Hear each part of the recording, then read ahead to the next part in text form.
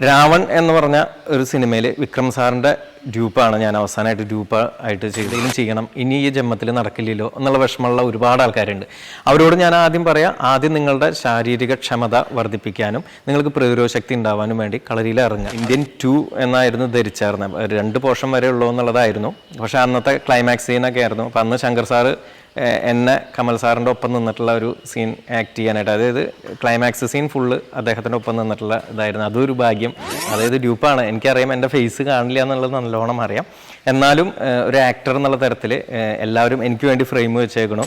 ഇതിഹാസ എന്ന് പറഞ്ഞ ഒരു സിനിമയിലേക്ക് വേണ്ടിയിട്ട് അതിൻ്റെ ആദ്യത്തെ ഫസ്റ്റ് ഫൈറ്റ് ഞാനാണ് കൊറിയോഗ്രാഫി ചെയ്ത്, ഞാനാണ് സ്റ്റണ്ട് ചെയ്ത് കൊടുത്തിട്ടുള്ളത്. കളരിപ്പയറ്റ് എന്നല്ല, എന്ത് ആയോധന കല അല്ലെങ്കിൽ എന്ത് വിദ്യകളാണെങ്കിലും നിത്യപരിശീലനം വേണം. ഇപ്പോൾ സ്കൂളിലൊക്കെ പോണ പോലെ തന്നെ.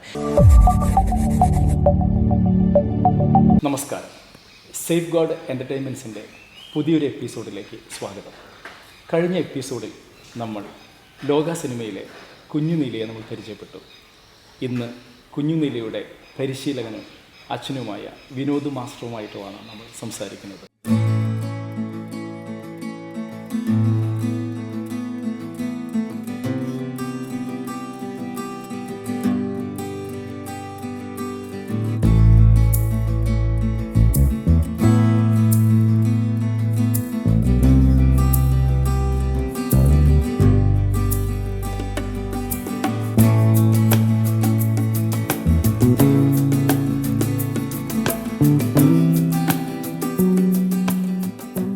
നമസ്കാരം മാസ്റ്റർ. നമസ്കാരം. വളരെ സന്തോഷമുള്ള ഒരു അവസരത്തിലാണ് നമ്മൾ ഈ കൂടിക്കാഴ്ച നടത്തുന്നത്. ലോക എന്ന വമ്പൻ ഹിറ്റ് സിനിമ നിറഞ്ഞ സദസ്സിൽ തിയേറ്ററുകളിൽ ഓടിക്കൊണ്ടിരിക്കുകയാണ്. കുഞ്ഞുനീലയുടെ പിതാവും അതുപോലെ പരിശീലനം എന്ന നിലയിൽ എങ്ങനെയാണ് ഇതിനെ നോക്കിക്കാണുന്നത്? ആദ്യം സിനിമ എന്നുള്ളത് കുട്ടിയുടെ ആക്ടിങ്ങും കാര്യങ്ങളൊക്കെ കണ്ട് മനസ്സ് നിറഞ്ഞിരിക്കുകയാണ് ഇപ്പോൾ.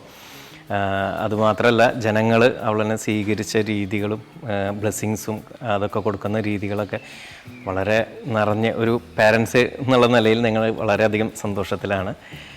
പിന്നെ പരിശീലനം എന്നുള്ള തരത്തിൽ അവൾക്ക് ഓരോ കാര്യങ്ങൾ കഴിയുമ്പോഴും, ഓരോ പ്രോഗ്രാംസ് കഴിയുമ്പോഴും, സിനിമ കഴിയുമ്പോഴൊക്കെ വർക്കുകൾ ഓരോന്ന് കഴിയുമ്പോഴും അതിനെ അപ്ഡേഷൻ കൊടുത്തുകൊണ്ട് പുതിയ കാര്യങ്ങൾ പഠിപ്പിച്ചുകൊണ്ട് അപ്ഡേറ്റ് ചെയ്തുകൊണ്ടിരിക്കുകയാണ്. എങ്ങനെയാണ് ഒരു സാധാരണ ഒരു കളരിപ്പയറ്റിൻ്റെ ഒരു പശ്ചാത്തലത്തിൽ നിന്നുകൊണ്ട് ഒരു സിനിമയിലേക്ക് നമ്മൾ എത്തിപ്പെടുമ്പോൾ എത്രത്തോളമാണ് ഈ കുട്ടിക്ക്, മകൾക്ക് ഈ സിനിമയുമായി എത്രത്തോളമാണ് പൊരുത്തപ്പെടാൻ കഴിഞ്ഞത്? ഇല്ല, അവൾ വളരെ ചെറുപ്പം തൊട്ട്, മോനായാലും മോളായാലും ഞാൻ ചെയ്യുന്ന രീതികൾ, ഞാൻ ഡ്യൂപ്പ് ആർട്ടിസ്റ്റായിട്ടാണ് ആദ്യം ഇൻഡസ്ട്രിയിലേക്ക് പോകുന്നത്. അത് ചെയ്യാനുള്ള ആഗ്രഹം കൊണ്ട് പോകണതാണ്, വളരെ ഇഷ്ടം കൊണ്ട് പോകുന്നതാണ്. മാർഷൽ ആർട്സിൻ്റെ ആ കാര്യങ്ങളെല്ലാം സിനിമ എന്നുള്ളൊരു മാധ്യമത്തിലൂടെയും സ്റ്റേജ് പെർഫോമൻസ് എന്നുള്ള രീതിയിലൂടെയും അവതരിപ്പിക്കുക എന്നുള്ളതായിരുന്നു ഉദ്ദേശം. നമ്മൾ സമൂഹത്തിലേക്ക് ദോഷകരമാകുന്ന ഒരു കാര്യം ചെയ്യാൻ ആഗ്രഹിക്കാത്ത കാരണം കൊണ്ട് പഠിക്കുന്ന അഭ്യാസ രീതികൾ ഡ്യൂപ്പായിട്ട് ചെയ്യുക. അപ്പോൾ ആദ്യമായിട്ട് ഡ്യൂപ്പായിട്ട് ചെയ്യുന്ന സമയത്ത് ക്യാമറയുടെ മുന്നിൽ ഞാൻ ആക്ടറാണെന്നുള്ള തരത്തിൽ നിന്ന് ആക്ട് ചെയ്യുക. അതായത് ഡ്യൂപ്പാണ്, എനിക്കറിയാം എൻ്റെ ഫേസ് കാണില്ല എന്നുള്ളത് നല്ലോണം അറിയാം. എന്നാലും ഒരു ആക്ടർ എന്നുള്ള തരത്തിൽ എല്ലാവരും എനിക്ക് വേണ്ടി ഫ്രെയിം വെച്ചേക്കണു. ഞാനൊരു ഹീറോൻ്റെ ഒരു ഡബിളാണ്, അപ്പോൾ ഞാനാണ് അഭിനയിക്കുന്നത് എന്നുള്ള തരത്തിൽ അതിനോടൊപ്പം തന്നെ ആക്ടിങ്ങും ട്രൈ ചെയ്യാൻ തുടങ്ങി. ക്രമേണ ഓരോ സെക്ഷൻ കഴിഞ്ഞു വരും തോറും ആംഗിൾ വെക്കണതും ക്യാമറകൾ വെക്കണതും പിന്നെ ലൈറ്റിങ്, അങ്ങനെ ഒരുപാട് കാര്യങ്ങൾ ഇൻഡസ്ട്രിയിൽ നിന്ന് പഠിക്കാൻ സാധിച്ചു. രാവൺ എന്ന് പറഞ്ഞ ഒരു സിനിമയിൽ വിക്രം സാറിൻ്റെ ഡ്യൂപ്പാണ് ഞാൻ അവസാനമായിട്ട് ഡ്യൂപ്പായിട്ട് ചെയ്തിട്ടുള്ളത്, ഡബിളായിട്ട് ചെയ്തിട്ടുള്ളത്. അപ്പോൾ അതിലെ ഒരു 9-10 ദിവസം അതിരപ്പള്ളിയിലായിരുന്നു ഷൂട്ട്, ഞങ്ങൾ ഒരുമിച്ചുണ്ടായിരുന്നു. അപ്പോൾ അന്ന് അദ്ദേഹം ആയിട്ട് നല്ലോണം കണക്റ്റ് ആവാൻ സാധിച്ചു. അപ്പോൾ അന്നത്തെ ഒരു സമയത്ത് എന്നെ അഡ്വൈസ് ചെയ്തത്, നിങ്ങൾ നിങ്ങളുടെ കഴിവുകളുമായിട്ട് ഒരുപാട് കഴിവുകൾ നിങ്ങളുടെ ഉള്ളിലുണ്ട്, നിങ്ങളത് പ്രകടിപ്പിച്ചുകൊണ്ടിരിക്കണം, പക്ഷേ നിങ്ങളുടെ ഫേസ് പുറത്തേക്ക് വരുന്നില്ല. അപ്പോൾ ഇനി നേരിട്ട് നിങ്ങൾ അതിൽ നിന്ന് പുറത്തേക്ക് വന്ന് നിങ്ങളതിനെ ജനം സ്വീകരിക്കട്ടെ എന്നുള്ള അനുഗ്രഹം തന്നു. അതേ സിനിമയിൽ തന്നെ അതിൽ മണിരത്നം സാറ് ഡയറക്റ്റ് ചെയ്യുന്ന സിനിമയാണ്, എല്ലാവർക്കും അറിയാം, നല്ല ഫേമസ് ആയിട്ടുള്ള ഫിലിമാണ്. അതിനോടൊപ്പം തന്നെ സന്തോഷ് ശിവൻ സാറാണ് അതിൽ ക്യാമറ ചെയ്തിട്ടുള്ളത്. അദ്ദേഹം അന്ന് ഉറുമി എന്ന് പറഞ്ഞ സിനിമയുടെ പേര് പോലും ഇട്ടിട്ടില്ല, പക്ഷേ ഒരു കോൺസെപ്റ്റ് പ്ലാൻ ചെയ്തുകൊണ്ടിരിക്കുന്ന സമയമായിരുന്നു. അപ്പം എന്നെ നല്ല ഇഷ്ടമായിരുന്നു. അപ്പം എന്നോട് അന്ന് പറഞ്ഞിരുന്നു, ഇങ്ങനെ നിങ്ങളുടെ അനിയനുണ്ട്, ബാംഗ്ലൂരാണ്, ഞങ്ങൾ സെയിം ഒരേപോലെ ഒരേ പ്രായത്തിൽ പഠിച്ച് വന്നിട്ടുള്ള ആൾക്കാരാണ്.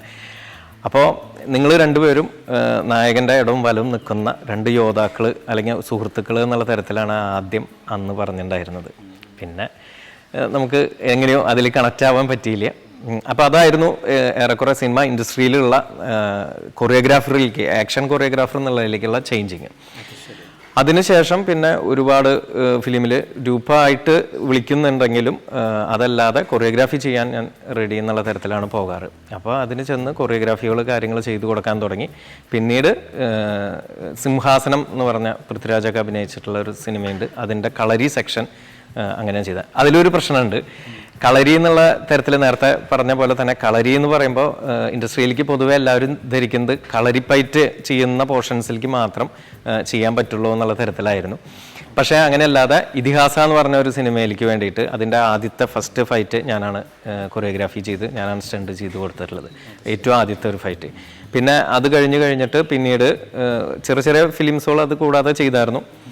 പിന്നെ അങ്ങനെ ഇൻഡസ്ട്രിയിൽ അങ്ങനെ പൂർണ്ണമായിട്ട് നിൽക്കാൻ അങ്ങനെ അധികം ആഗ്രഹമില്ലാത്ത കാരണം കൊണ്ട് അതിൽ പേര് വരണമെന്നോ മറ്റുള്ള കാര്യങ്ങൾക്കോ ഒന്നും നിർബന്ധം ഉണ്ടായിരുന്നില്ല.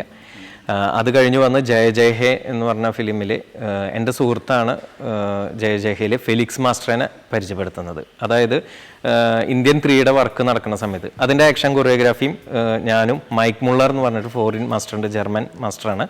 അദ്ദേഹം വളരെ ഫേമസ് ആണ്, യാനിക് മാസ്റ്റർ പോലെ തന്നെ വളരെ ഫേമസ് ആയിട്ടുള്ള മാസ്റ്ററാണ്. എക്സ്പെൻഡബിൾ 4 ഒക്കെ വർക്ക് ചെയ്തിട്ടുള്ള മാസ്റ്ററാണ്. അപ്പോൾ അദ്ദേഹത്തിൻ്റെ ഒരു സുഹൃത്തുണ്ട്, അദ്ദേഹമാണ് എന്നെ ഫെലിക്സ് മാസ്റ്ററായിട്ട് കണക്ട് ചെയ്തത്. ഫെലിക്സ് മാസ്റ്റർ ഇവിടെ ഇങ്ങനെ ഒരു മലയാളം ഫിലിം ചെയ്യാൻ പോകുന്നുണ്ട്, അപ്പോൾ അതൊരു വ്യത്യസ്തമായിട്ടുള്ളൊരു ഫൈറ്റിൻ്റെ രീതിയാണ്. അപ്പോൾ മാസ്റ്റർ അതിൽ ചെന്നിട്ട് അതൊന്ന് കണക്റ്റ് ആവണം, കൊളാബ് ചെയ്ത് ചെയ്യണം എന്ന് പറഞ്ഞു. അങ്ങനെ എന്നെ പ്രൊഡക്ഷൻ വിളിക്കുന്നു, ജയ ജയ ഹേയിൽ എത്തണു. ജയ ജയ ഹേയിൽ എത്തിയിട്ട് ആ മാസ്റ്റർക്ക് വേണ്ടുന്ന എല്ലാ കാര്യങ്ങളും ചെയ്തു കൊടുത്ത്, ആർട്ടിസ്റ്റുകൾക്ക് ട്രെയിനിങ് കൊടുത്ത്, കൊറിയോഗ്രാഫിയിലെല്ലാം ഹെൽപ്പ് ചെയ്ത്, സ്റ്റണ്ട് എല്ലാ ഫൈറ്റും അതിലത്തെ എല്ലാ ഫൈറ്റും നിന്ന് സ്റ്റണ്ട് ചെയ്ത് അങ്ങനെയാണ് ജയ ജയ ഹേ ഭാഗ്യത്തിന് ഒരുപാട് ഭാഗ്യങ്ങൾ തന്നിട്ടുള്ളൊരു ഇത്. അതായത് അത്രയധികം ഹിറ്റായി, അന്നത്തെ സമയത്ത് അത് സംസാര വിഷയമായി. എനിക്ക് പേഴ്സണലി ഒരുപാട് മെസ്സേജസ് വന്നായിരുന്നു. അപ്പോൾ അതെ, ഇന്ത്യൻ 3യുടെ ഷൂട്ട് അന്ന് അറിയുന്നുണ്ടായിരുന്നില്ല, ഇന്ത്യൻ 2 എന്നായിരുന്നു ധരിച്ചായിരുന്നത്. 2 പോർഷൻ വരെ ഉള്ളൂ എന്നുള്ളതായിരുന്നു. പക്ഷേ അന്നത്തെ ക്ലൈമാക്സ് സീനൊക്കെ ആയിരുന്നു. അപ്പോൾ അന്ന് ശങ്കർ സാറ് എന്നെ കമൽ സാറിൻ്റെ ഒപ്പം നിന്നിട്ടുള്ള ഒരു സീൻ ആക്ട് ചെയ്യാനായിട്ട്, അതായത് ക്ലൈമാക്സ് സീൻ ഫുള്ള് അദ്ദേഹത്തിൻ്റെ ഒപ്പം നിന്നിട്ടുള്ള ഇതായിരുന്നു. അതൊരു ഭാഗ്യം കിട്ടി. അപ്പോൾ അങ്ങനെയാണ്. പിന്നെ അതുകൂടാതെ ഇപ്പോൾ രാജേഷ് മാധവൻ ഡയറക്റ്റ് ചെയ്തിട്ടുള്ള പെണ്ണും പൊറാട്ടും എന്ന് പറഞ്ഞൊരു സിനിമയിൽ അതിൽ പൂർണ്ണമായിട്ട് സ്റ്റണ്ട് ചെയ്തിട്ടുണ്ട്. പിന്നെ ഞാൻ കൂടുതലും സുഹൃത്തുക്കളോ നമുക്ക് പരിചയമുള്ള ആൾക്കാരോ പറയുന്നുണ്ടെങ്കിൽ മാത്രം ചെല്ലുക, വർക്ക് ചെയ്യുക, തിരിച്ചു പോരുക, എൻജോയ് ചെയ്യുക. ഓക്കെ, നമ്മൾ ഈ കളരിയുടെ ഒരു പശ്ചാത്തലവും അതുപോലെ തന്നെ സിനിമയിലെ സ്റ്റണ്ടും ഒക്കെ തമ്മിൽ കുറച്ചെങ്കിലും വ്യത്യാസമുണ്ടെന്ന് ഞാൻ ധരിക്കുന്നു. അതെ അതെ. ഇപ്പോൾ എങ്ങനെയാണ് മകൾക്കൊരു പരിശീലനം കൊടുത്തതിന് ശേഷം ലോകയുടെ സെറ്റിലെത്തി നോക്കിയപ്പോൾ നമ്മളിവിടെ പരിശീലനം കൊടുത്തിട്ടുള്ള മുറകളും അതിൽ കാണുന്ന മുറകളും തമ്മിൽ സാമ്യതയുണ്ടോ, അതോ എന്തെങ്കിലും ബുദ്ധിമുട്ട് അനുഭവപ്പെട്ടിട്ടുണ്ടോ? എങ്ങനെയാണ് അത് കണ്ടത്? എങ്ങനെയായിരുന്നു ആ ഒരു സാഹചര്യം? കളരിപ്പയറ്റ് ഞാൻ മനസ്സിലാക്കിയിടത്തോളം അത് സമ്പൂർണ്ണമായിട്ടാണ് എനിക്ക് ഫീൽ ചെയ്തിട്ടുള്ളത്. അതായത് കളരിപ്പയറ്റിൻ്റെ ബേസ് നല്ല രീതിയിൽ പരിശീലിച്ച് ക്ലിയറായി നിന്ന് കഴിഞ്ഞാൽ നമുക്ക് മറ്റ് ആയോധനകല മാത്രമല്ല എല്ലാതരം സ്പോർട്സോ കാര്യങ്ങളോ എല്ലാറ്റിലേക്കും, അതായത് നമ്മളുടെ ബോഡീനെ ഒന്ന് പ്രിപ്പയർ ചെയ്തെടുക്കുക എന്നുള്ളതാണ്. അത് ഫ്ലെക്സിബിലിറ്റി തന്നെ, അത് ബോഡി ഫ്ലെക്സിബിലിറ്റി മാത്രമല്ല മൈൻഡ് ഫ്ലെക്സിബിലിറ്റിയും കൂടി അതിൽ നമ്മുടെ ചക്രങ്ങളൊക്കെ ആക്റ്റീവ് ആവും. അത് കാരണം കൊണ്ട് തന്നെ എല്ലാ കലകളിലും നമുക്ക് ഒരു പ്രത്യേകമായിട്ടുള്ള ഒരു എനർജിയും അല്ലെങ്കിൽ അത് ചെയ്തെടുക്കാനുള്ള ഒരു വിൽ പവറൊക്കെ നമുക്ക് കിട്ടും. അപ്പോൾ പ്രത്യേകിച്ചും ചുറുചുറുക്കോട് കൂടി ചെയ്യുക എന്നുള്ള ഒരു സംഭവമാണ് കളരിയിൽ നിന്ന് കിട്ടിക്കൊണ്ടിരിക്കുന്നത്. സിനിമയിലേക്ക് എങ്ങനെ വെച്ച് കഴിഞ്ഞാൽ സിനിമ റിയാലിറ്റി ഫൈറ്റായിട്ട് ഒരു ബന്ധവുമില്ലാത്ത ഒരു മാധ്യമമാണ് ശരിക്കും സിനിമ. ആക്ട് ചെയ്യുക, എല്ലാം കൊണ്ടും ആക്ട് ചെയ്യുക. അപ്പോൾ അങ്ങനെ വരുമ്പോൾ ഏറ്റവും ഭംഗിയുള്ള ഏറ്റവും നല്ല രസകരമായിട്ടുള്ള മൂമെൻറ്റുകൾ റിയാക്ഷനും കാര്യങ്ങളും കൊടുത്തുകൊണ്ട് ചെയ്യിപ്പിക്കുക എന്നുള്ളതായിരുന്നു. അപ്പോൾ സാധാരണ മാർഷൽ ആർട്സ് പഠിപ്പിക്കുന്ന സമയത്ത് അടിതടകളും കാര്യങ്ങളൊക്കെ ചെയ്യുക എന്ന് പറഞ്ഞാൽ നേരിട്ടിട്ട് കോൺടാക്ട് ചെയ്ത് ശരിക്കും അറ്റാക്ക് ചെയ്യാം, അല്ലെങ്കിൽ ഒഴിഞ്ഞു മാറലൊക്കെ അങ്ങനെയാവാം. പക്ഷേ സിനിമയിൽ അത് പോരാ. അറ്റാക്ക് ചെയ്യുമ്പോഴും ഒഴിഞ്ഞു മാറുമ്പോഴൊക്കെ അതിൻ്റെ ഭംഗി വരണം, ഏറ്റവും ഭംഗിയിൽ ആൾക്കാർക്ക് കാണിക്കണം, ആൾക്കാർക്ക് മനസ്സിലാവണം. ഒരു ലോക്ക് ചെയ്യുമ്പോൾ സിനിമയിൽ ചെയ്യുന്ന ഒരു ലോക്ക് സിസ്റ്റം ആണെന്നുണ്ടെങ്കിൽ അത് നമുക്ക് ഫേക്കായിട്ട് ചെയ്യാം, കാണുമ്പോൾ ഭയങ്കര ഭീകരത ഫീൽ ചെയ്യുന്ന. റിയാലിറ്റി ലോക്ക് അങ്ങനെ ഒരുപാട് വ്യത്യാസങ്ങളുണ്ട് സിനിമയും. മകളെ പഠിപ്പിക്കാൻ, മകളെ മാത്രമല്ല മകൻ പിന്നെ കളരിയിൽ വരുന്ന ഇതിലേക്ക് വളരെ ഇൻട്രസ്റ്റഡ് ആയിട്ടുള്ള കുറച്ച് കുട്ടികളുണ്ട്, അവരേനും പരിശീലിപ്പിച്ചെടുക്കുകയാണ്. മോളേക്കളും നന്നായി പെർഫോം ചെയ്യുന്ന കുട്ടികൾ നമ്മുടെ കളരിയിലുണ്ട്. പക്ഷേ ഇപ്രാവശ്യം ഭാഗ്യം അവൾക്കാണ് വന്നത്. പിന്നെ സിനിമ കാര്യങ്ങളാകുമ്പോൾ പൊതുവെ അതിൻ്റെ പിന്നാലെ നടക്കാനൊക്കെ എല്ലാവർക്കും ബുദ്ധിമുട്ടുള്ളതുകൊണ്ട് പല പാരൻസും മുന്നോട്ട് വരുന്നില്ല. അതുകൊണ്ട് ഇവിടെ നമുക്ക് സൗകര്യമുള്ള കാരണം കൊണ്ട് മകളെ അതിലേക്ക് എൻട്രി ആക്കാൻ പറ്റി. മോനും ട്രൈ ചെയ്ത് വന്നുകൊണ്ടിരിക്കുകയാണ്. എന്താണ് ഈ കളരിയുടെ പേര്? എന്താണ് ഇതിൻ്റെ ഒരു അർത്ഥം? എത്രത്തോളം പഴക്കമുണ്ട് ഈ കളരി? അതിനെക്കുറിച്ച് അറിയാൻ താല്പര്യമുണ്ട്. കളരിയുടെ പേര് കാളിക കളരി സംഘം എന്നാണ്. പാണ്ഡവ ശൈലി എന്ന് പറയുന്ന ഒരു വ്യത്യസ്തമായിട്ടൊരു ശൈലിയാണ്, ഒരു ആയോധന കലയാണ്. കളരിപ്പയറ്റ് എന്ന് പൂർണ്ണമായിട്ടും പറയാൻ സാധിക്കില്ല. യുദ്ധമുറ സമ്പ്രദായമാണ് ഇവിടെ പരിശീലിപ്പിച്ച് വരുന്നത്. അത് ഒരുപാട് കാലങ്ങളോളം പഴക്കമുള്ള, പാണ്ഡവരിൽ നിന്ന് അജ്ഞാതവാസക്കാലത്ത് ഉണ്ടായതെന്ന് പറയപ്പെടുന്ന, അങ്ങനെ അറിയപ്പെടുന്ന ഒരു ശൈലിയാണത്. ഇവിടുത്തെ അത് കാരണം കൊണ്ട് തന്നെ ഇതിൻ്റെ ഉള്ളിലുള്ള ആചാര രീതികളും അനുഷ്ഠാന രീതികൾക്കൊക്കെ ഒരുപാട് വ്യത്യാസങ്ങളുണ്ട്. എന്നാൽ ഞങ്ങൾ കളരിപ്പയറ്റും പിന്നെ മറ്റു ആയോധന കലകളൊക്കെ പരിശീലിച്ചിട്ടുള്ള കാരണം കൊണ്ട് തന്നെ അതിൻ്റെയും കൂടിയും അതിലത്തെ നമുക്ക് നല്ലതെന്ന് തോന്നുന്ന അല്ലെങ്കിൽ നമുക്ക് ചെയ്യിപ്പിക്കാം എന്ന് പറ്റുന്ന കാര്യങ്ങളും കൂടിയും ഇതിൽ ആഡ് ചെയ്തിട്ട് അങ്ങനെ സമ്പൂർണ്ണമായിട്ടുള്ള രീതിയിലാണ് ഇത് കൊണ്ടുവന്നിട്ടുള്ളത്. ചികിത്സാ രീതികളുണ്ട്, മർമ്മ ചികിത്സ ചെയ്യുന്നുണ്ട്, ഒറ്റമൂലി ചികിത്സകളുണ്ട്, വൈദ്യങ്ങൾ അത് അങ്ങനെയുണ്ട്. പിന്നെ അതുകൂടാതെ തന്നെ ധ്യാന രീതികളിലൂടെ റിലാക്സേഷനും അതൊരു ചികിത്സാ രീതിയായിട്ട് ഉപയോഗിച്ച് വരുന്നുണ്ട്. പിന്നെ കാളിക എന്നുള്ള പേര് എൻ്റെ മനസ്സിൽ ഉരുത്തിരിഞ്ഞു വന്ന് ഞാനും വൈഫ് ഭദ്ര ഞങ്ങളുടെ ഒരു സങ്കല്പത്തിൽ അനിയനൊക്കെ കൂടിയിരുന്നിട്ട് വന്നിട്ടുള്ള പേരാണ് കാളിക എന്നുള്ളത്, കാളിക കളരി സംഘം എന്നുള്ളത്. ശരിയായിട്ടുള്ള രീതി പാണ്ഡവ ശൈലി യുദ്ധമുറ എന്നുള്ളതാണ്. ഏത് ദിവസങ്ങളിലാണ് ക്ലാസ്സുകളുള്ളത്? എത്ര കുട്ടികൾ പഠിക്കുന്നുണ്ട്? ശരിക്കും കളരിപ്പയറ്റ് എന്നല്ല, എന്ത് ആയോധന കല അല്ലെങ്കിൽ എന്ത് വിദ്യകളാണെങ്കിലും നിത്യപരിശീലനം വേണം, ഇപ്പോൾ സ്കൂളിലൊക്കെ പോണ പോലെ തന്നെ. പക്ഷെ നിർഭാഗ്യവശാൽ നമുക്ക് നമ്മുടെ കുട്ടികൾക്ക് അതിനുള്ള സമയം കിട്ടാത്ത കാരണം കൊണ്ട് തന്നെ ഇപ്പോൾ ശനിയോ ഞായറോ മാത്രമാണ് ക്ലാസ് ഒതുക്കി വെച്ചിട്ടുള്ളത്. വരാൻ പറ്റുന്ന സമയത്ത് ഏത് സമയത്തും കളരി എല്ലാവർക്കും ഓപ്പണാണ്. ആർക്ക് വേണമെങ്കിലും വന്ന് പരിശീലിക്കാനുള്ള എല്ലാ സൗകര്യം ഇവിടെ ചെയ്തു കൊടുത്തിട്ടുണ്ട്. കളരിയുടെ ചികിത്സയ്ക്ക് മരുന്നുകൾ നിങ്ങൾ പുറത്തുനിന്ന് വരുത്തുകയാണോ അതോ നിങ്ങൾ ഇവിടെ നിർമ്മിക്കുകയാണോ ചെയ്യുന്നത്? നമ്മുടെ ലിമിറ്റേഷൻസ് ഉണ്ട്. നമ്മൾ റൂൾസ് ഗവൺമെൻറ് നിശ്ചയിക്കുന്ന കൃത്യമായിട്ടുള്ള നിയമങ്ങൾ പാലിച്ചുകൊണ്ട് ഇവിടെ ഉണ്ടാക്കാൻ പറ്റുന്ന തൈലങ്ങൾ, പുറത്തേക്ക് ഉപയോഗിക്കുന്ന തൈലങ്ങൾ, മരുന്നുകൾ എല്ലാം ഇവിടെ തന്നെ ഉണ്ടാക്കും. നമുക്ക് ഇവിടെ ഉണ്ടാക്കാൻ പാടില്ലാത്ത കാര്യങ്ങൾ ഞങ്ങൾ ഇവിടെ ഉണ്ടാക്കില്ല. അതിന്ന് നമുക്ക് മറ്റുള്ള സ്ഥലങ്ങളിൽ നിന്ന് ആശ്രയിക്കുകയാണ് പതിവ്. അത് ലൈസൻസ് ആയിട്ടുള്ള ആൾക്കാരിൽ നിന്ന് വേണ്ടപ്പെട്ട സ്ഥാപനങ്ങളിൽ നിന്ന് എടുക്കുകയാണ്. ബാക്കി എല്ലാ മരുന്നുകളും കാര്യങ്ങളൊക്കെ ഇവിടെ തന്നെ ഉണ്ടാക്കുകയാണ് ഞങ്ങൾ ചെയ്യുന്നത്. എന്തെല്ലാം തരത്തിലുള്ള അസുഖത്തിനുള്ള ചികിത്സകളാണ് കളരിയുമായി ബന്ധപ്പെട്ട് ഇവിടെ കൊടുത്തുകൊണ്ടിരിക്കുന്നത്? ഒടിവ്, മുറിവുകൾ, ഡിസ്കിൻ്റെ പ്രശ്നങ്ങൾ, സെർവിക്കൽ ഇഷ്യൂസ്, അതുപോലെ നീ ജോയിൻറ്റ് പ്രോബ്ലംസ്, സ്പോർട്സ് ഇഞ്ചുറീസ്, അങ്ങനെയുള്ള കാര്യങ്ങൾ. അതുകൂടാതെ ജനറലായിട്ട് നമുക്ക് സ്മെല്ല് പെട്ടെന്ന് മിസ്സാവുക, അതല്ലെങ്കിൽ ഇയർ ബാലൻസിന് മിസ്സിങ്, മൈഗ്രെയിൻ, അങ്ങനെ ഒരുപാട് കാര്യങ്ങൾക്ക് ഇന്ന് സമൂഹത്തിൽ റൂട്ടീൻ തെറ്റിക്കൊണ്ടുള്ള ജീവിത രീതി, നമ്മുടെ ശൈലി തെറ്റിക്കൊണ്ടുള്ള ജീവിത രീതിയിൽ വരുന്ന അസുഖങ്ങളാണ് കൂടുതലും. പിന്നെ ആക്സിഡൻ്റലി സംഭവിക്കുന്ന പ്രശ്നങ്ങളും. അപ്പോൾ ഇതിനെല്ലാറ്റിനും ഇവിടെ ചികിത്സയുണ്ട്. അവസാനമായി ഒരു ചോദ്യം കൂടി ചോദിക്കാം. എല്ലാവർക്കും ഒരു പൊതുവെ സംശയമുള്ളൊരു ചോദ്യമാണ്, കളരി പഠിക്കുന്നതിന് പ്രായപരിധിയുണ്ടോ? അഥവാ ഏതെല്ലാം പ്രായത്തിലുള്ള ആളുകളാണ് ഇവിടെ ശിഷ്യന്മാരായിട്ട് പഠിക്കാനെത്തുന്നത്? പഴയ കാലങ്ങളിൽ, അതായത് കളരി നല്ല ഉജ്ജ്വലമായിട്ട് നിന്നാർന്ന സമയങ്ങളിൽ അതിന് കൃത്യമായിട്ടൊരു പ്രായം ഉണ്ടായിരുന്നു. കാരണം ആ പ്രായത്തിൽ തന്നെ അഭ്യസിച്ച് വന്നു കഴിഞ്ഞെങ്കിൽ മാത്രമാണ് പൂർണ്ണമായിട്ടും അതിൻ്റെ മെയ്വഴക്കും അതിൻ്റെ ആരോഗ്യവും ബലവും ആയുധങ്ങൾ എടുക്കാനും ഒക്കെ ഉള്ള പ്രാപ്തമാക്കുക. ഒരു 18 or 20 വർഷം പരിശീലിപ്പിക്കുക. ഇന്നത്തെ കാലത്ത് നമ്മൾ കളരീനെ പല തരത്തിലായിട്ട് ഡിവൈഡ് ചെയ്തിട്ടുണ്ട്. അതിൽ ആദ്യത്തെ ഒരു ഘട്ടം എന്ന് പറയുന്നത് ശാസ്ത്രീയമായിട്ട് ഇതേപോലെ ചെറുപ്രായത്തിൽ, അപ്പോൾ ഒരു ശരിക്കും 6 വയസ്സിലാണ് കുട്ടികൾക്ക് ചൂടുറപ്പിക്കുക. കാരണം കൈയിൻ്റെ ലിഗമെൻറ്റ് കാര്യങ്ങൾ, മാംസങ്ങൾ, മസിൽസിനൊക്കെ ബലം വരാവുന്ന ഒരു കാൽക്കുലേഷൻ. പക്ഷേ ഇവിടെ എങ്ങനെയാണെന്നുണ്ടെങ്കിൽ നല്ല ഇൻട്രസ്റ്റ് ഉള്ള കുട്ടികളെ, അല്ലെങ്കിൽ കുട്ടികളെ ഈ സ്റ്റാർട്ടിങ് തന്നെ ഒരു ഗെയിം പോലെ കളരിയിലേക്ക് കുറേ ആൾക്കാർ നിന്ന് ചെയ്യണതും കാര്യങ്ങളും നിർബന്ധിതമല്ലാത്ത രീതിയിൽ ചേർക്കാനുണ്ട്. ഇപ്പോൾ മക്കളേനൊക്കെ 3 വയസ്സിലാണ് ചേർത്തിട്ടുള്ളത്.